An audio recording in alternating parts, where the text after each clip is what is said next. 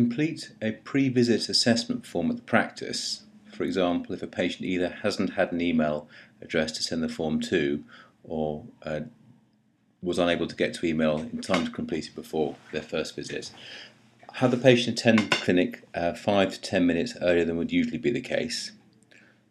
They can complete the form on a printed out paper sheet for you to enter later on, or they can complete the form directly onto the either the computer at your desk, or if you've got a tablet computer, something like an iPad, you can give it to them to complete for themselves. In order to do any of these, first of all you have to select the patient you want to complete the form for. We're assuming here the patient has been set up as a patient in the system and the initial presentation has been created. What we'll do is we'll go into the work list as a receptionist. The work list defaults to the practice that I usually work at, which is in this case is at Alton. And the second item down in the work list is assessments not completed. And here we see this is the patient I'm after, Mr. Jack Bunny, and he has been sent an email with the assessment questionnaire, but he hasn't completed. It needs to be completed now if he's actually arrived at the practice. The options I've got here is I can go and view his file on the system. I can view the assessment, which is what I want to do. I could choose to resend the email to the patient, or I can remove the patient from the list. But in this case here I want the patient to complete it, so we're going to view the assessment. And this calls up the assessment questionnaire. And I've got two options here, or three options. I can email it from here, as I could from the previous screen.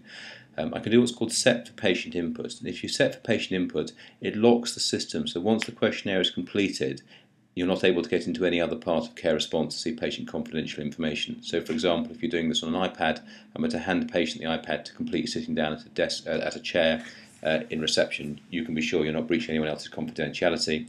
Or you can actually enter the answers directly into the system. So we confirm this is the right patient and this is who they're seeing and where they're seeing them. We check the gender is correct. Select the area where the pain is felt. So in this case, if it's someone coming in, say a pain in their elbow and their left shoulder. How long have they had the pain for? If they say they've had it for 2 months. Have they had the problem before? No. Have they had it for more than 30 days in the last year? Yes, these questions are important because they help predict the likely response to treatment. Ask some questions about background medical information, such as have you had problems with high blood pressure, things like arthritis. There are questions further down to leave these all set to know. Are you taking any medication? If they say yes to this, a box comes up, and if they want to, they can enter some details here. So if the patient is taking some pain relief, do you have any surgery? Do you smoke? No. Do you drink alcohol? Yes. Have you had any results of an accident? And there's another free text box down here. So I hurt my arm.